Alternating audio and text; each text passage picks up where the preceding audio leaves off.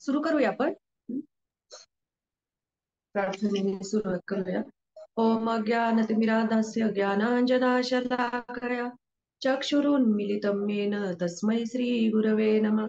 नमो विष्णुपदाय कृष्णप्रेष्ठाय भूतले श्रीमते भक्तिवेदान्त स्वामिनीति नामिने. नमस्ते सरस्वती देवे गौरवाणी प्रचारिणे निर्विशेष शून्यवादी पाश्चात्य देशतारिणे. जय श्री कृष्ण चैतन्य प्रभु नित्यानंद श्री अद्वैत गदाधर श्रीवासादि गौर भक्त वृंद. हरे कृष्णा कृष्णा कृष्णा हरे हरे, हरे राम राम राम हरे हरे. हरे कृष्णा.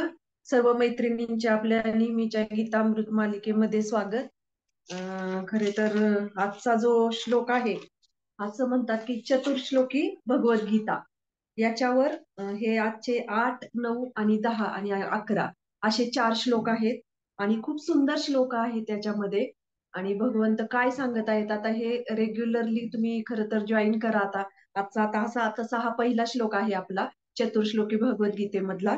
तर आता या 4 श्लोकांमध्ये भगवंत काय सांगत आहेत आणि या 4 श्लोकांवर पूर्ण भागवतम सुद्धा रचलेलं आहे. म्हणजे त्याला चतुर्श्लोकी भागवतम असंही म्हटलं जातं. तर जे 4 श्लोका भगवंतांनी सर्वात प्रथम ब्रह्मदेवांना सांगितले आणि नंतर त्याचा 18,000 श्लोकांमध्ये विस्तार केला व्यासदेवांनी. तर बघूया आजच्या ह्याच्या श्लोकामध्ये भगवंत काय सांगत आहेत. अहम सर्वस्य प्रभवो मत्तः सर्वं प्रवर्तते इति मत्वा भजन्ते माम बहुधा भाव समन्विता. भाषांतर: मीच सर्व प्राकृत आणि आध्यात्मिक जगतांचा उत्पत्ती करता आहे. सर्व काही माझ्यापासूनच उद्भवते. जे बुद्धिमान मनुष्य हे पूर्णपणे जाणतात ते माझ्या भक्तिमय सेवेमध्ये संलग्न होतात आणि अंतःकरणपूर्वक मला भजतात. खूप सुंदर श्लोक आहे की आता आपण 9व्या अध्यायामध्ये शेवटचा श्लोक आठवत असेल तुम्हाला सगळ्यांना. मला जर तर 9व्या अध्यायामधला शेवटचा जो श्लोक आहे तिथे भगवंत काय म्हणत आहेत, मन्मनाम भव मद्भक्तो मद्याजी माम नमस्कुरु मामे वैश्यसी युक्तत्वय व मात्मानाम मत्परायणम. म्हणजे आपले मन सदैव माझ्या चिंतनामध्ये युक्त कर, माझा भक्त हो, मला नमस्कार कर आणि माझे पूजन कर. माझ्यामध्ये पूर्णपणे रममान झाल्याने तू निश्चितच मला प्राप्त होशील. हा 9व्या अध्यायाचा शेवटचा श्लोक आहे. आणि हा 10वा अध्याय जो आहे त्याचं नाव काय आहे, विभूती योग, म्हणजे श्री भगवंतांचे ऐश्वर्य. आता शेवटी अर्जुनाला सांगितले भगवंतांना की तू मला शरण ये, मग माझा भक्त बन. मग हे एवढं सोपं आहे का हो, की लगेच आपल्याला जर सांगितलं की चला लगेच बघा आपण कोणाला प्रचार करतोय ना, आपण म्हणलं नाही तुम्ही सगळं सोडून द्या आणि भगवान श्रीकृष्णांची भक्ती करा या श्लोकाप्रमाणे, तर ते होणार आहे का? नाही. तर इथे भगवंतांनी अर्जुनाला सांगितले, पण आता अर्जुनाच्या माध्यमातून भगवंत आपल्याला सांगत आहेत की हे कशा पद्धतीने होऊ शकते. आता इथे हा अध्याय जो आहे याच्यामध्ये काय दिलेलं आहे, भगवंतांचं ऐश्वर्य सांगितलेलं आहे. की मी त्या दिवशीच्या क्लासमध्येही सांगितलं की कशा पद्धतीने भगवंतांचं जोपर्यंत म्हणजे कुठल्याही व्यक्तीचं शौर्य असेल किंवा जे काही त्याच्यामध्ये शूरता असेल, काही कर्तृत्व असेल, की त्याच्या प्रती जसं एखादी सुंदर तरुण मुलगी जर असेल तर ती कुठल्या तरुणाकडे आकर्षित होईल, की जो खरोखर असा दिसायला पण सुंदर असेल, कर्तृत्ववान असेल, त्याच्यामध्ये चांगले गुण असतील, तेव्हा आपोआपच ती त्याच्याकडे आकर्षित होईल. मग तसं इथे सुद्धा भगवंतांनी आता सांगितले की तू माझा भक्त बन, माझी भक्ती कर. असं भगवंत सांगत आहेत, मला शरण ये. परंतु हे एवढं सोपं नाहीये. त्यामुळे आपल्याला कसं आहे की त्याच्यासाठी आपल्याला भगवंतांचं ऐश्वर्य काय आहे, जेव्हा आपण भगवंतांचं ऐश्वर्य जाणून घेऊ तेव्हा आपोआपच आपल्याला भगवंतांप्रतीचं काय होणार आहे, आकर्षण निर्माण होईल आणि त्या आकर्षणातून काय होईल, प्रेम निर्माण होईल. म्हणून ह्या श्लोकांमध्ये भगवंत काय सांगत आहेत, त्यांचं ऐश्वर्य काय आहे ते सांगत आहेत. आणि जेव्हा एखाद्याचं भगवंतांचं ऐश्वर्य काय आहे, भगवंत काय आपल्याला देऊ शकतात, याची जाणीव भगवंत किती अनंत रूपामध्ये दयाळू आहेत याची जाणीव आपल्याला जेव्हा होते, तेव्हा आपोआपच आपण भगवंतांकडे आकर्षित होतो. मग हा जो गुह्य मंत्र आहे ते या भागवतमच्या भागवतम नाही, या 10व्या अध्यायामध्ये भगवंत सांगत आहेत. तर आता याच्यामध्ये ना या 4 श्लोकांना ना एकांती एकांती लक्ष असं म्हणतात. आता एकांती लक्ष म्हणजे काय? की म्हणजे ज्यांना भगवंतांच्या चरण कमलांची प्राप्ती करायची आहे. त्यांचं दुसरं कुठलाच उद्देश नाहीये. म्हणजे जेव्हा ते काही भगवंतांची सेवा करतात, तेव्हा त्यांचं लक्ष काय आहे?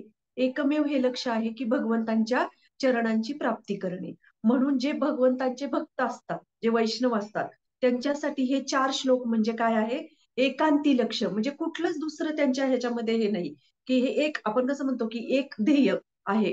कुठल्याही गोष्टीचं आपल्याला एखादं करायचं की नाही माझं ते ध्येय आहे माझ्या जीवनाचं. तसं वैष्णवांच्या जीवनाचं ध्येय हे म्हणजे हे 4 श्लोक आहेत. की जे म्हणजे त्याच्यामध्ये भगवंतांच्या चरण कमलांची प्राप्ती करणे. आता आपण आतापर्यंत बघत आलेलो आहोत, की श्रवण, कीर्तन ह्या गोष्टी किती महत्वाच्या आहेत.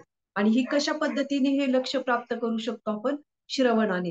म्हणून प्रल्हाद महाराज सुद्धा म्हणतात, की जेव्हा श्रवण, कीर्तन आणि विष्णू स्मरण या 3 गोष्टी अशा आहेत, की आपल्याला भगवंतांची प्राप्ती करून देऊ शकतात. म्हणून वारंवार आपण का श्रवण करतो?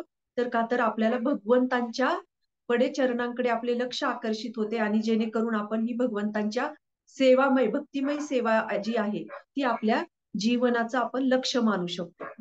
आता तसा मैत्रिणींनो विचार करा तुम्ही, की आपण किती कष्ट घेतो आपल्या जीवनामध्ये. म्हणजे तसं पाहायला गेलं तर आपण बघतो किती जणांचे मृत्यू होतात. आपण आपल्या नातेवाईकांमध्ये, समाजामध्ये बघतो, की किती लोक असे असतात, की अचानक सोडून जातात.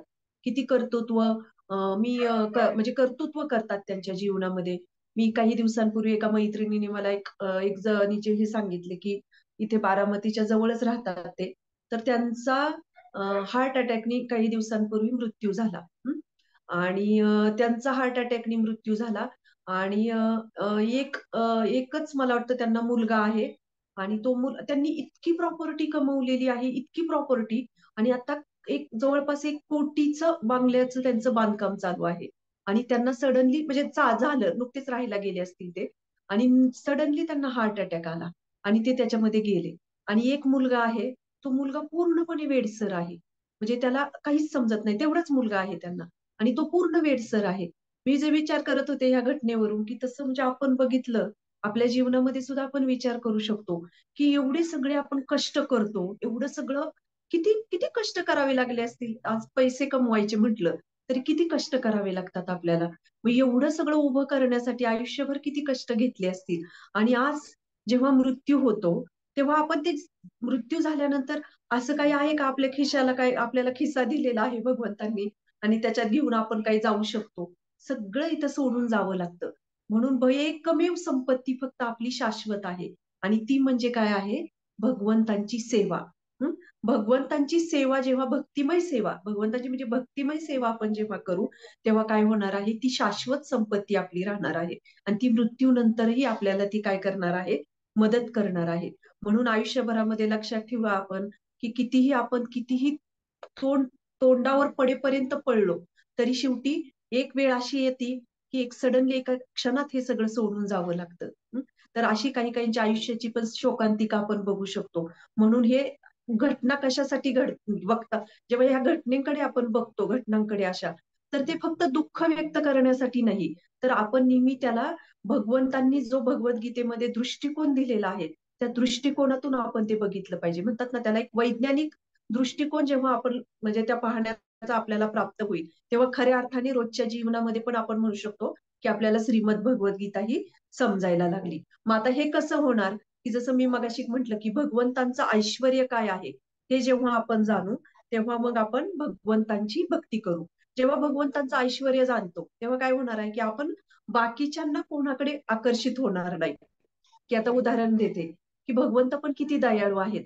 कारण भगवंतांकडे आपण जेव्हा आकर्षित होऊ, तेव्हा आपोआपच भगवंत आपल्याला इतकं काही आनंद देतात, की आपलं दुसरीकडे लक्ष विचलित होणार नाही. आता जसं पूतना आहे. की सगळ्यांना माहिती आहे की पूतना किती सुंदर स्त्रीच्या वेशामध्ये आली होती भगवंतांना दूध पाजण्यासाठी. तिने स्तनपान केलं भगवंतांना. ती एक राक्षसी होती. आणि तरीही भगवंतांनी तिला काय केलेलं आहे, मातेचं स्थान दिलेलं आहे. मग विचार करा की जे प्रेमाने भगवंतांची सेवा करतात, तर त्यांच्यासाठी भगवंत काय करू शकणार नाही. म्हणजे ज्या पूतनेला त्यांनी मातेचं स्थान दिलं. आणि आपल्याला सगळ्यांना माहित आहे की गोवर्धन लीला जी घडली, ज्या इंद्रदेवाची सगळी ती गोवर्धन पूजेच्या अगोदर वर्षानुवर्ष इंद्रदेवाची पूजा केली गेलेली होती. आणि फक्त इंद्रदेवाची पूजा केली, फक्त एकदाच इंद्राची पूजा ही नाकारली गेली. तर त्या इंद्राला किती इंद्र क्रोधित झाला. म्हणजे याच्यातून म्हणजे प्रत्येक वर्षी ते भगवंतांना ते काय करत होते, इंद्राला भोग लावत होते आणि इंद्राची पूजा करत होते. फक्त एकदा त्यांनी भोग लावला नाही, एकदा त्यांनी पूजा केलेली नाही. आणि याच्या बदल्यात इंद्राने काय दिलं त्यांना. म्हणजे हे समजू शकतो की आपण भगवंत हे किती दयाळू आहेत. इंद्र तेवढ्या एका घटनेने किती क्रोधित झाला. मग तसं आपण बघू शकतो की भगवंत हे कधीच असं करत नाही. भगवंतांचं भगवंतांमध्ये जे काय आहे, भगवंत काय करत तसं पाहायला गेलं तर असं काय आहे की सगळं जे काही दिलेलं आहे ते भगवंतांनी दिलेलं आहे. की जसं आपण कुठलीही गोष्ट काही करतो, की जसं आता आपल्याला भगवंतांनी खूप काही गोष्टी दिलेल्या आहेत. मग आता भगवंत काय म्हणतायत, भगवंतांनीच दिलेले आहेत, फक्त आपल्याला त्या काय करायच्या आहेत, प्रेमाने भगवंतांना अर्पण करायचे आहेत. आणि भगवंत फक्त आपल्याकडून प्रेमाची इच्छा व्यक्त करत आहेत. भगवंत कुठलाही व्यवहार आपल्या बरोबर करत नाही. म्हणून आपण बघू शकतो की भगवंत कुठल्याही परिस्थितीमध्ये, जसं पूतनेला ते मातेचं स्थान देतात, इंद्रदेवाला त्यांनी धडा शिकवला, इंद्रालाही त्यांनी नंतर क्षमा केली. म्हणजे भगवंत जे आहेत कुठल्याही परिस्थितीमध्ये त्यांचा स्वभावाचा त्याग करत नाहीत भगवंत. म्हणजे भक्तांना ते सोडत नाहीत कधी. म्हणजे त्यांना सोडत नाही म्हणजे त्यांच्याकडे एकदा आकर्षित झाले की ते नेहमी त्यांचं संरक्षण करतात. आणि भगवंत इतके दयाळू आहेत की तुम्ही भगवंतांसाठी करा नका करू, पण जे काही गोष्टी भगवंत आपल्या आयुष्यामध्ये देतात, भगवंत हे देत राहतात फक्त. आणि त्याची जाणीव होणे म्हणजे हे खरं तर भगवंतांप्रती प्रेम जागृत होण्यासारखं आहे. आणि भगवंत हे विसरत नाहीत. जसं की चैतन्य चरितामृत मध्ये स्वरूप दामोदर गोस्वामी, तर त्यांचं पूर्वीचं नाव होतं राम पुरुषोत्तम. जेव्हा चैतन्य महाप्रभूंनी संन्यास घेतला, तेव्हा यांनी काशीला जाऊन संन्यास घेतला. आणि संन्यास घेतल्यानंतर ते नंतर चैतन्य महाप्रभूंकडे आले जगन्नाथपुरीला. आणि ते म्हणाले की भगवंता म्हणजे चैतन्य महाप्रभूंना म्हणाले, तुम्ही मला म्हणजे मी तुम्हाला त्यागलं, मी तुम्हाला विसरलो, पण तुम्ही मला विसरला नाही, तुमचं प्रेम मला इथपर्यंत घेऊन आलं. तर नंतर तेच स्वरूप दामोदर गोस्वामी, की चैतन्य महाप्रभूंचे ते किती अंतरंग पार्षद बनले. म्हणजे याच्यावरून विचार करू शकतो आपण की भगवंत हे कुठल्याही परिस्थितीमध्ये आपल्याला सोडत नाहीत. भगवंत नेहमी आपल्याबरोबर साथ देतात आणि आपल्याला सगळ्या गोष्टी प्रोव्हाइड करतात भगवंत. फक्त भगवंत काय करतात की भगवंत कशाची अपेक्षा करतात, फक्त प्रेमाने ते अर्पण कर मला, एवढीच अपेक्षा भगवंत ठेवतात. आणि बघा विचार करा की मैत्रिणींनो, आपण आता इस्कॉन मध्ये आलेलो आहोत, की आपण थोडं पूर्वीचं आयुष्य आठवा. किती जणींना हो जगन्नाथपुरी, वृंदावन किती जणींना माहिती होतं. जगन्नाथपुरीचं तर इतकं म्हणजे मला पण, मी असं म्हणत नाही की माझ्याही पूर्व आयुष्यामध्ये मी जेव्हा इस्कॉन मध्ये आले नव्हते तेव्हा मलाही कळत नव्हतं की हे जगन्नाथजी काय, जगन्नाथ म्हणजे आपण म्हणतो ना 4 धाम यात्रा, पण 4 धाम यात्रामधले जे जगन्नाथजी आहेत ते घरी ज्यांच्या भक्तांच्या घरी असतात आणि नवीन लोक येतात, त्यांना एकदम असं वाटतं की हे अशा कशा मूर्ती आहेत. ते विचारतात त्यावेळेस त्यांना सांगावं लागतं की हे 4 धामामधलं एक धाम आहे, 4थं धाम आहे. तेव्हा तुमची यात्रा पूर्ण होती हे केलं. आणि मग त्यांना कळतं की अरे हे जगन्नाथपुरीचं धाम म्हणजे हे 4थं धाम आहे का. म्हणजे सांगण्याचा उद्देश काय की आपल्याला काहीच माहिती नव्हतं किंवा आपली काही अशी पण नाही, पात्रता पण नाहीये कुठली की आपल्याला ह्या गोष्टी मिळतील. तर ही भगवंतांची कृपा आहे आणि श्रील प्रभुपादांच्या सारख्या आचार्यांची कृपा आज आपल्याला आहे की आज आपण त्याचा हे करू शकतो. आपल्याला तो दृष्टिकोन भक्तिमय प्राप्त झालेला आहे. आणि नाहीतर आपल्या आयुष्यामध्ये आपण बघितलं तर कोणाला काही जगन्नाथजी माहित नसतील, कधी वृंदावनला आपण कधी गेलेलो नसेल, भगवंतांचा महाप्रसाद कधी आपल्या पूर्व आयुष्यामध्ये आपल्याला प्राप्त नसेल झाला, जी गोष्ट आज आपल्याला रोज डेली आपल्या जीवनामध्ये भगवंतांच्या कृपेने प्राप्त होत आहे. म्हणून आपण बघितलं पाहिजे की भगवंत हे किती दयाळू आहेत. भगवंत बघत नाहीत की तुम्ही पूर्व आयुष्यामध्ये काय केलेलं आहे, किती कुठल्या गोष्टी केलेल्या आहेत. ज्या क्षणाला आपण भगवंतांची शरणागती पत्करतो त्या क्षणाला भगवंत सगळं काही आपल्याला विसरून भगवंत आपल्याला स्वीकारतात. तसा मानवी स्वभाव तुम्ही बघा की आपल्यावर कुणी खूप काही एखाद्यानी प्रेम केलं आणि एकदम काहीतरी म्हणजे खूप चुकीची वर्तवणूक केली कधीतरी आपल्या बरोबर आणि त्याने आपल्याला खूप त्रास झालेला आहे आणि ती व्यक्ती परत फिरून आपल्याकडे येते, तरी पण आपल्या मनामधले कुठेतरी जात नाही. बघा, आता आलेत पण अगोदर कसं केलं, म्हणजे हे आपण विसरत नाही. आणि भगवंतांना तर आपण पूर्व हजारो जन्मांपासून विस्मरण झालेलं आहे भगवंतांना. मग भगवंत कधी बघत नाहीत आपल्या पूर्वजन्मांचा पापांचा की काय आहे. भगवंत लगेच आपल्याला एक्सेप्ट करतात. म्हणजे ही भगवंतांची कृपा आहे. फक्त हे कशाद्वारे होतं, तर जसं की असं आपण म्हणतो की लहान मुलांना, जेव्हा लहान मूल जन्मतं तेव्हा त्याला काय करावं लागतं, त्याचं पालन पोषण करावं लागतं. तसं भक्तीमध्ये सुद्धा आपल्याला काय करायचं आहे, श्रवणाद्वारे आपल्या आध्यात्मिक जीवनाचं काय करायचं आहे, पालन पोषण करायचं आहे. म्हणून भगवंत हे इतके कृपाळू आहेत की भगवंत कशाचीच आपल्याकडून अपेक्षा हे करत नाहीत. म्हणून हे काय आहे की हे खूप, भगवंत हे असामान्य आहेत. जसं देवी देवतांकडे आपण जातो तर देवी देवता ह्या कशा आहेत की विलक्षण म्हणू शकतो आपण, परंतु ते भगवंतांची जागा घेऊ शकत नाही. जसं इंद्राची पूजा केली, नाकारली इंद्राला, नाकारली म्हणजे नाकारलं पण नव्हतं ते. पण जसं त्यांनी हे केलं, त्यांनी त्यांची पूजा बंद केली, त्या क्षणाला इंद्र क्रोधित झाला. तसं भगवंतांचं नाहीये. भगवंतांकडे जरी आपण परत पाठ फिरवली तरी भगवंत आपल्याला परत इकडे घेऊन येतात.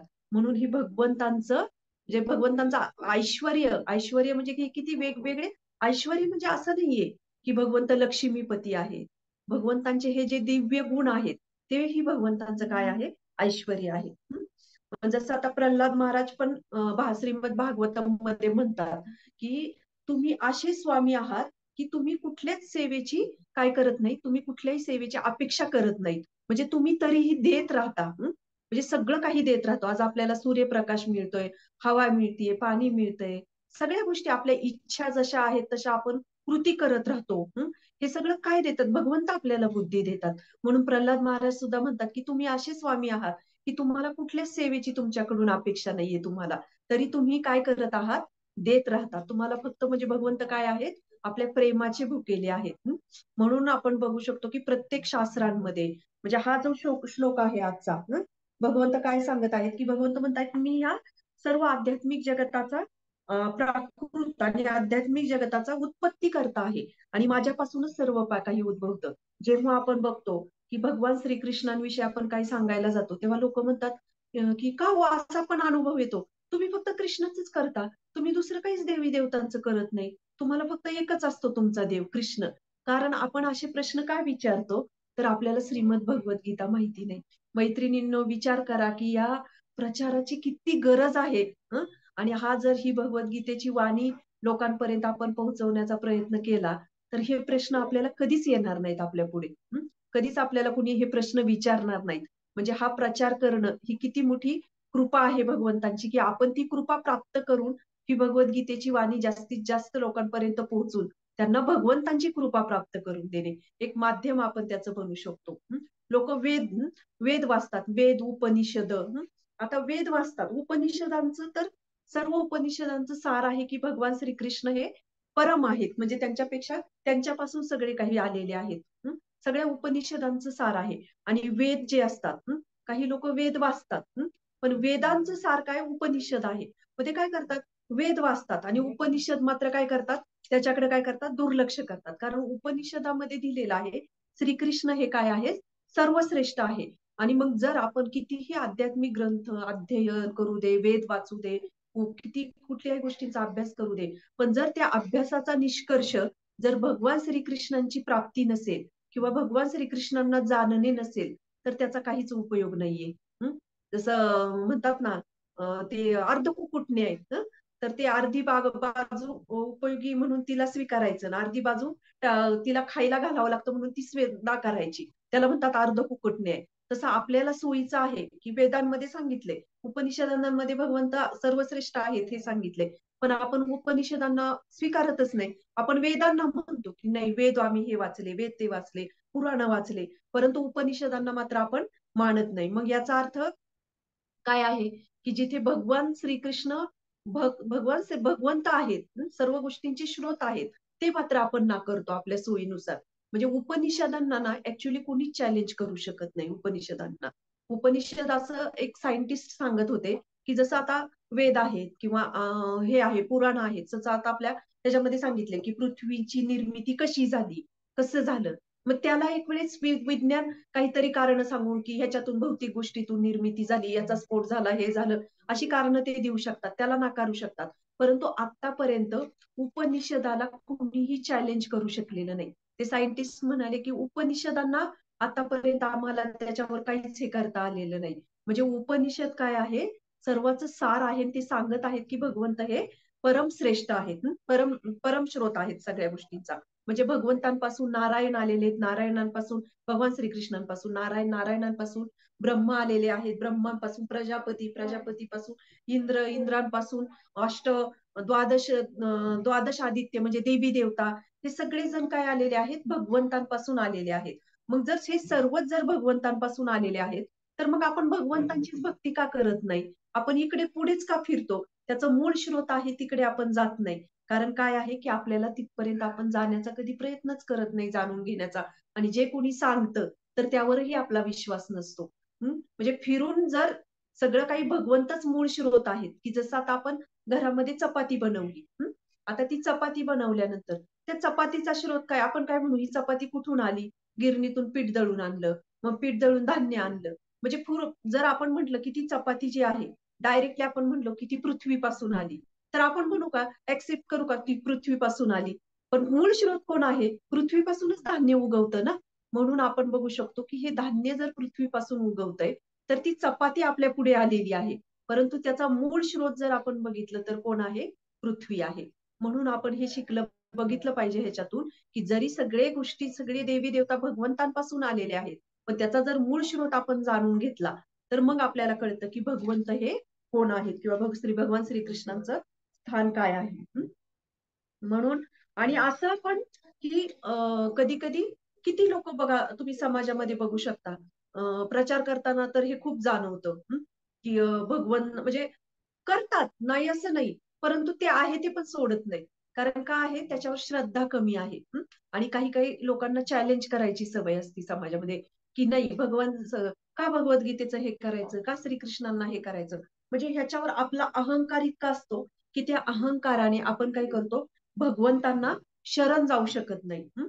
आणि शरण जात नाही, की जसं आता एक दोन व्यक्ती होत्या आणि त्यांचं वाद चाललेला होता. एकाच्या हातात तलवार होती आणि एकाच्या हातात कात्री होती. आणि तो म्हणतो की तलवार तलवार श्रेष्ठ आहे. म्हणजे तलवार ही जास्त शक्तिशाली आहे. आणि तो म्हणतो कात्री शक्तिशाली आहे. आणि दोघांचा इतका वाद लागतो की तो रागाने काय करतो, ते ज्याच्या हातात कात्री होतो त्याला असती त्याच्या हातात कात्री, त्याला उचलतो आणि नदीमध्ये फेकतो. आणि जेव्हा तो बुडायला लागतो तेव्हा त्याच्या हातात कात्री असते का, आणि तो असा एक हात वर करत असतो, जोर जोरात ओरडत असतो तरी पण मोठमोठ्याने, की कात्री सर्वश्रेष्ठ आहे. म्हणजे या स्टोरी मधून आपण काय बघू शकतो, की आपण आपले जे काही मतं असतात किंवा जे काही दृष्टिकोन असतात, त्याला आपण इतकी चिकटून असतो, की फार म्हणजे आपल्या शेवटच्या ह्याच्यापर्यंत आपण त्यांना सोडत नाही. मग अशी पण काही लोक समाजामध्ये असतात, की जे भगवंतांना स्वीकारत नाही. म्हणून मग आपल्याला हे स्वीकारे ह्याच्यासाठी काय माहिती पाहिजे, हे भगवंतांचं काय ऐश्वर्य आहे, भगवंतांची किती शक्तिशाली आहेत, तेव्हाच भगवंतांकडे ते काय होऊ शकतात, आकर्षित होऊ शकतात. म्हणजे ऋग्वेदामध्ये पण सांगितलेलं आहे की भगवंत हे काय करतात, भगवंत सगळ्यांना शक्ती देतात, अनुग्रह देतात भगवंत. अगदी ब्रह्मांना पण आपण बघितलेलं आहे की ब्रह्मदेवाला पण भगवंत कशी शक्ती देतात. वराह पुराणामध्ये सांगितलेलं आहे की नारायण हे परमश्रेष्ठ, म्हणजे नारायण हे भगवंतांपासून आलेले आहेत. म्हणजे हे सर्वश्रेष्ठ आहेत नारायण.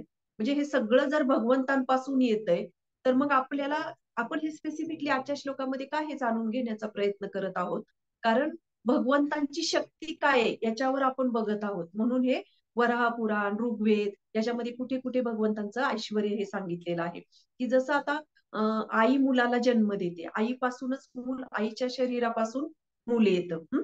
मग आता त्याचं जेव्हा आई पालन पोषण करते, त्याला दूध खायला घालते, त्याची शिशू काढते, त्याला सगळं काही करते, सांभाळते, त्याला मोठं करत राहते आई. मग जेव्हा आई त्याला काही करते, परंतु एक आहे का, की आई त्याचं शरीर चालवते. त्या मुलाचं शरीर ते स्वतःला चालवावं लागतं. जर आई त्याला तोंडात त्याच्या घास देत असेल, तर शेवटी त्याची क्रिया खाणे आणि गिळणे त्याची त्यालाच करावी लागणार आहे. चालण्याची क्रिया त्याची त्यालाच करावी लागणार. म्हणजे काय, की त्या शरीर चालवायचं उत्तरदायित्व हे काय आहे? आईकडे आलेलं नाही. फक्त ती त्याचं पालन पोषण करते. मग तसं याच्यातून पण आहे ना, काही मायावाद म्हणजे काय, की जे अस्तित्वात नाही ते. तर ते मायावादी लोक काय म्हणतात की भगवंत नाहीयेत. म्हणजे या सर्व सृष्टीची निर्मिती की जरी झाली तरी भगवंत या जगामध्ये नाहीये. म्हणजे अशा प्रकारे ते मायावाद हे करत असतात की जी गोष्ट अस्तित्वातच नाहीये. मग याच्यातून आपण शिकू शकतो की जरी भगवंतांनी सगळ्या, आणि हा एक विचार असतो बराच वेळा की भगवंतांनी निर्मिती केलेली आहे आणि भगवंत आता भगवंतांचा मृत्यू झालेला आहे, म्हणजे ज्यांनी कोणी ही निर्मिती केली तो आता ह्या जगामध्ये नाहीये. मग आता तुम्ही इमॅजिन करा की जसं आई त्या बाळाला खायला प्यायला घालते, त्याचं पालन पोषण करते, मग त्याचं उत्तरदायित्व म्हणजे त्याचं शरीराचं जे चालायचं त्याचं शरीर जे चालतं त्याचं उत्तरदायित्व आईकडे येत नाही. मग तसं भगवंत सुद्धा या गोष्टीची निर्मिती करतात, परंतु असं नाहीये की भगवंत सगळ्याच गोष्टीला हे करतात. शेवटी काही गोष्टींना भगवंत कसं कार्यान्वित करतात, भगवंत त्याला शक्ती देतात. आणि शक्ती दिल्यामुळे यांना मायावादी लोकांना वाटतं की नाही भगवंत म्हणजे देवच नाहीये, हे सगळं आपोआप चाललेलं आहे. मार्कंडेय ऋषी सुद्धा श्रीमद भागवतम मध्ये सांगतात की आपण जी काही इच्छा करतो त्याला भगवंत काय करतात, प्राणशक्ती आपल्यामध्ये क्रियान्वित करतात आणि त्या प्राणशक्तीने काय होतं की आपली इंद्रिय हे कार्यरत होतात. म्हणजे आपण याच्यातून काय शिकू शकतो की जे काही आपली इच्छा आहे ती इच्छा आपण व्यक्त करतो, परंतु ती इच्छा जेव्हा व्यक्त करतो मग त्या इच्छेनेच आपल्या सगळ्या ऍक्टिव्हिटीज होतात का?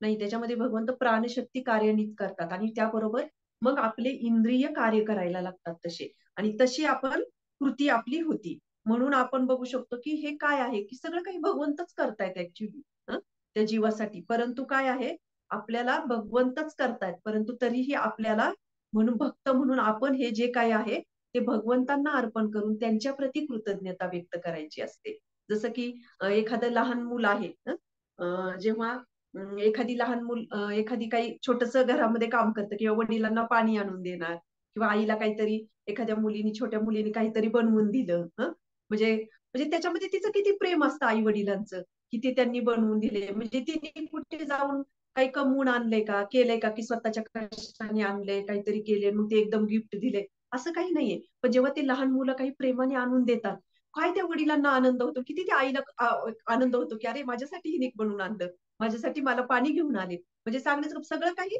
आई वडीलच करत असतात घरामध्ये. फक्त काय आहे की त्या मुलाची भावना बघून आई वडील आनंदित होतात. तसं भगवंत सगळं काही करतायत आपल्या जीवनामध्ये, फक्त आपली देण्याची जी वृत्ती बघून काय आहे की भगवंत हे आपल्यावर आनंदित होतात. म्हणून हे आपण बघितलं पाहिजे की भगवंत हे किती कृपाळू आहेत. आणि हे जे ज्ञान आहे हे भगवंत काय सांगत आहेत ह्या श्लोकामध्ये, पण आपण वाचूया थोडक्यात श्लोक नंतर. तर भगवंत काय सांगत आहेत की ज्याच्या जीवनामध्ये तपश्चर्या नाहीये त्याला भगवंत हे ज्ञान देत नाहीत. आता तपश्चर्या म्हणजे काय, आपल्या बुद्धीने आपण भगवंत समजू शकतो का? नाही. तर आपल्याला काय आहे, शास्त्रीय श्रद्धा निर्माण झाली पाहिजे. शास्त्रांवर जेव्हा आपली श्रद्धा निर्माण होईल आणि त्या दृष्टीने आपण जीवन जगण्याचा प्रयत्न करू तेव्हा भगवंत काय करतात, तेव्हाच आपल्याला ती ज्ञान देतात, तेव्हाच ती आपल्याला, आणि ही श्रद्धा आपल्याला कुठून निर्माण होते, शास्त्रीय म्हणजे शास्त्र वाचून आपल्यामध्ये श्रद्धा निर्माण होते. म्हणून हे श्रील प्रभुपादांचं इतकं सुंदर तात्पर्य आहे की श्रील प्रभुपाद ह्या तात्पर्यांमध्ये सांगतात की त्याच्यामध्ये वेगवेगळे उपनिषद आहे, महानिषद आहे, त्याचे वेगवेगळे हे प्रभुपाद याच्यामध्ये तात्पर्य देत आहेत.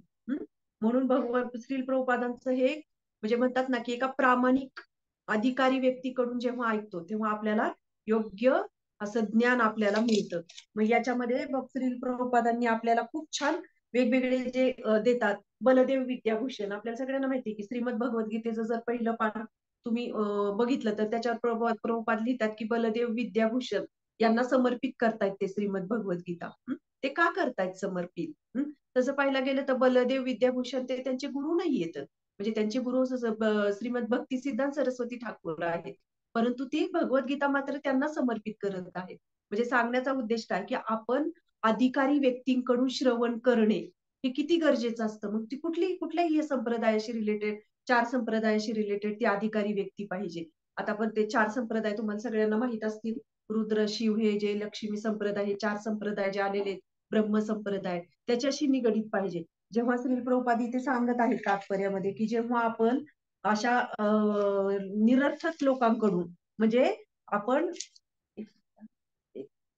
त्याच्यामध्ये तात्पर्यामध्ये मी बघते की अशा लोकांकडून आपण ऐकतो की केवळ मूर्ख लोक श्रीकृष्णांना साधारण मानव समजतात, कारण भगवंत त्यांना ते ज्ञान देत नाहीत आणि अशा मूर्खांद्वारे केवळ कृष्ण भावना भावित मनुष्याने गोंधळून जाऊ नये. म्हणजे काय आहे, की आपण जर अशा निरर्थक लोकांकडून ऐकलं, तर आपली सुद्धा श्रद्धा ही काय आहे, डळमळीत होईल. आपली श्रद्धा डळमळीत होईल म्हणजे काय, की जसं एखादं रोपटं असतं, छोटासा अंकुर असतो तो. तर त्याला किती जपावं लागतं, कारण ते छोटंसं रोपटं असतं. जेव्हा त्याचा मोठा वृक्ष होतो, तेव्हा वादळ वारा ह्याला ते सगळं सहन करू शकतो. पण छोटासा अंकुर आला, छोटंसं रोपटं आलं, तर त्याला जपावं लागतं. तशी आपली भक्ती ही काय आहे, एका रोपट्यासारखी आहे. आणि ते प्रभुपाद त्यामुळे लिहित आहेत, की अशा मूर्खांद्वारे जर आपण काही ऐकलं, तर काय होऊ शकतं, आपली ही जी छोटीशी बुद्धी आहे, की जिला अजून काहीच समजलेलं नाही, तर आपण काय होऊ शकतो, भ्रमित होऊ शकतो त्या ज्ञानाने. आणि आपल्याला असं वाटू शकतं, की नाही, ते पण सांगितले, की ते बरोबर आहे, की त्यांनी सांगितलेलं. म्हणजे आपल्याला ते त्यांनी काय होतं शकतं, आपण पथभ्रष्ट होऊ शकतो. म्हणून प्रभुपाद सांगतात, की अशा मूर्खांद्वारे आपण मनुष्याने गोंधळून जाऊ नये. आणि गोंधळून जाऊ नये, जेणेकरून आपण जर गोंधळलो तर आपण काय करू शकतो, चुकीचा मार्ग धरू शकतो. म्हणून योग्य ठिकाणी श्रीमद भगवद्गीता समजून घेणे ही किती गरजेचे आहे अशा प्रामाणिक आचार्यांकडून. आणि ही श्रील प्रभुपादांची भगवद्गीता आहे, की तुम्ही बघू शकता, तात्पर्य सुद्धा आता आपल्याला वाचायला खरंच वेळ नाही एवढा. तर या प्रत्येक तात्पर्यामध्ये प्रभुपादांनी ना आचार्यांचे रेफरन्स दिलेले आहेत. म्हणजे प्रत्येक ठिकाणी प्रभुपाद कसं असतं, की जसं आहे तसं म्हणजे काय, की त्याच्यात ते समजून देण्यासाठी, त्याला व्यापकता देण्यासाठी वेगवेगळे उदाहरणं, वेगळ्या पद्धतीने ते स्पष्टीकरण केलं जाईल. पण त्याचं मूळ तत्व जे आहे, ते मात्र जसं आहे तसंच दिलं जाईल.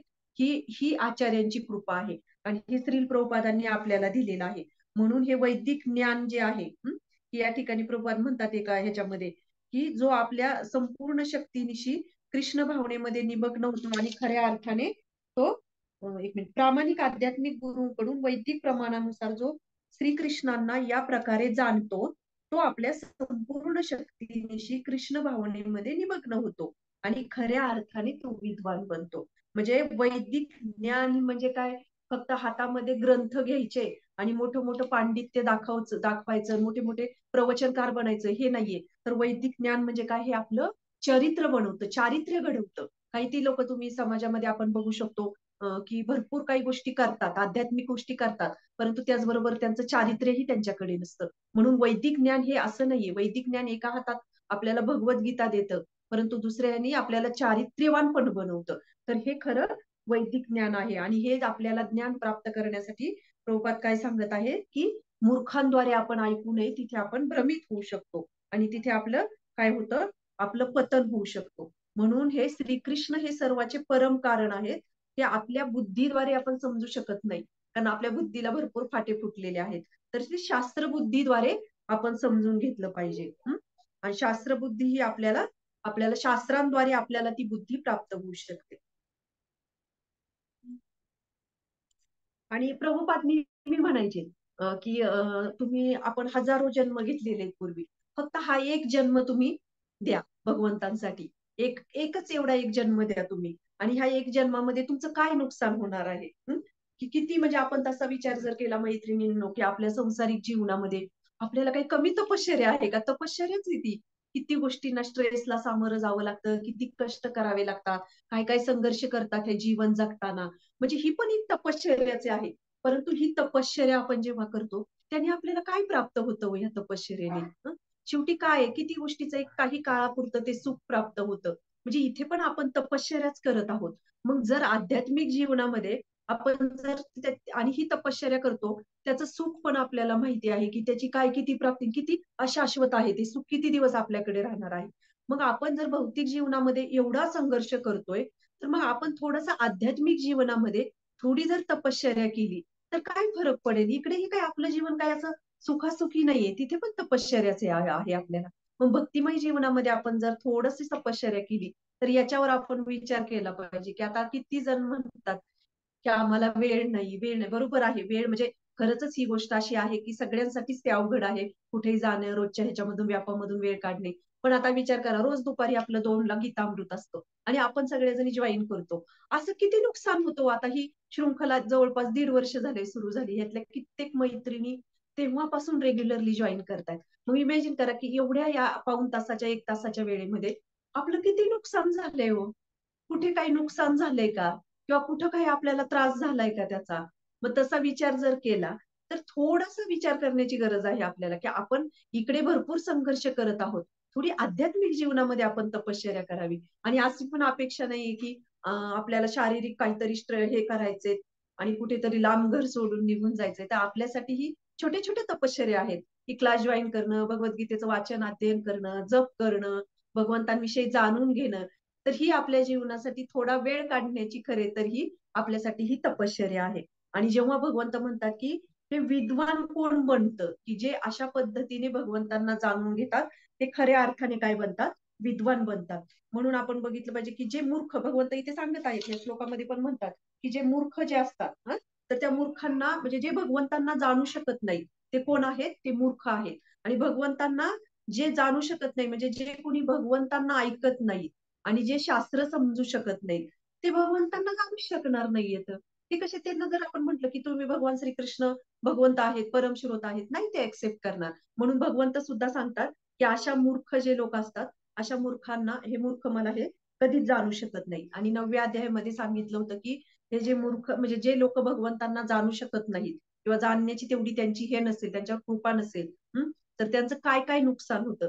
तर 9व्या अध्यायामध्ये सांगितलं होतं, मोग आशा, मोग कर्माना, मोग ज्ञाना. म्हणजे काय? मोग आशा म्हणजे काय?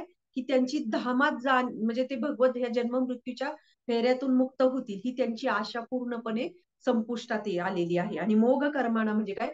स्वर्ग प्राप्तीची पण त्यांची आशा नाहीये, त्यांना आशा नाही. आणि दुसरी म्हणजे मोग ज्ञाना म्हणजे मुक्ती पण नाही. म्हणजे जर ज्ञानच नाही तिथे मुक्ती पण प्राप्त होणार नाही. उलट काय नुकसान आहे सगळ्यात मोठं? त्यांना आसुरी स्वभाव प्राप्त होतो. आसुरी स्वभाव म्हणजे काय? की भगवंतांना न स्वीकारणं किंवा भगवंत आहेत म्हणजे आसुरी म्हणजे भगवंतांनाच नाकारणं. हे आसुरी स्वभाव प्राप्त होणं हे सगळ्यात मोठं नुकसान आहे आपलं. आणि आपल्याला माहित नाही आपण पूर्वजन्मीची किती कर्म घेऊन आलेलो आहोत आणि त्यानुसार पण आपण आपल्या जीवनामध्ये काही कृती करत असतो. परंतु या जर गोष्टी आपण भगवंतांना जाणू शकलो नाही आणि भगवंत त्यांना काय म्हणत आहेत, की हे मूर्ख आहेत. आणि अशा मूर्खांना हे मूर्ख लोक श्रीकृष्णांना नेहमी प्रभुपाद म्हणतात, की साधारण मानवच समजतात. ते भगवंतांना कधीच समजू शकत नाही. आणि अशा मूर्खांकडून जर आपण कधी काही ऐकलं, तर काय होऊ शकतं? आपली कोमल श्रद्धा जी आहे, ती काय होऊ शकते? डळमळीत होऊ शकते.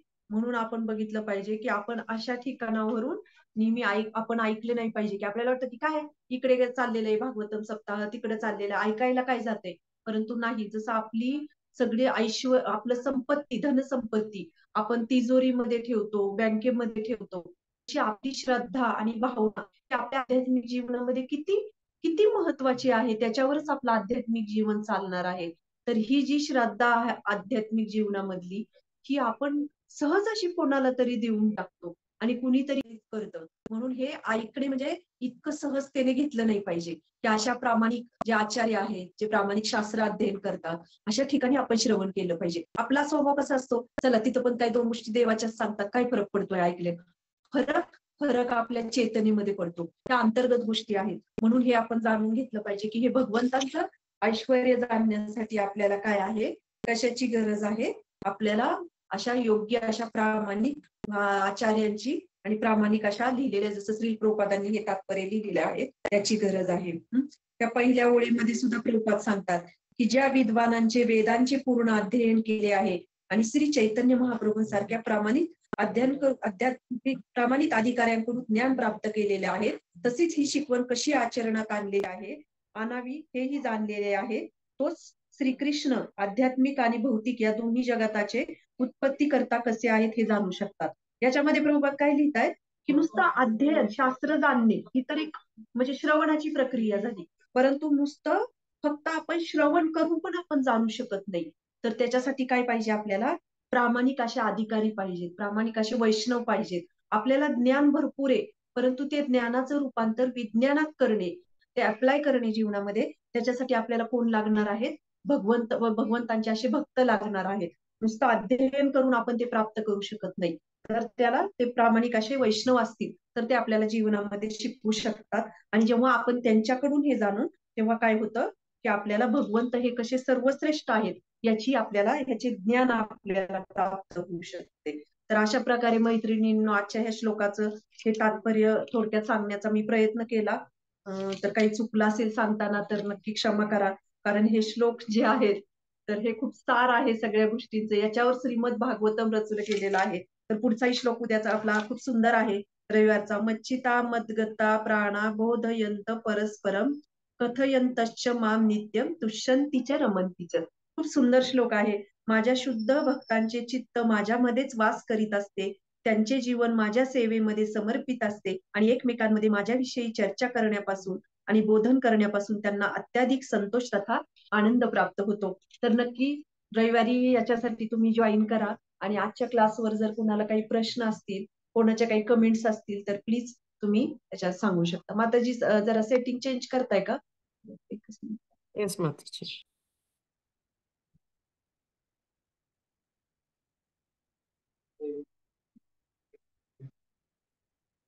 थांब, केलं.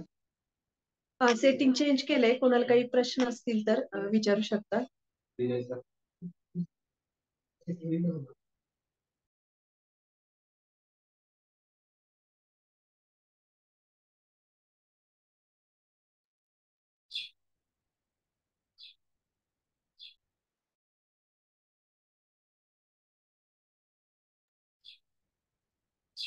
माताजी तुम्ही तुम्हाला अनम्यूट करा.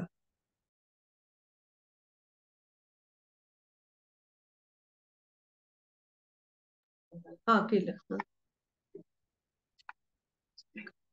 थांबा 1 मिनिट माताजी. सेटिंग.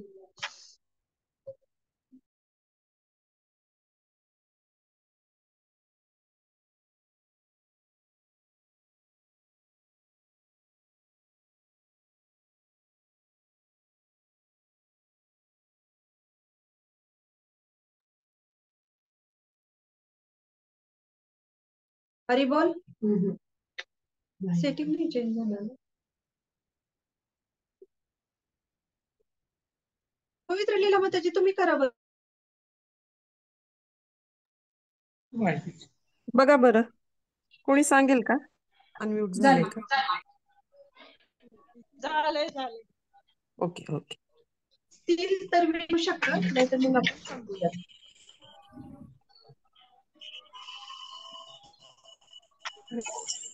कृष्ण हरी बोल. हा, हरी बोल माताजी, बोला. हरी बोल.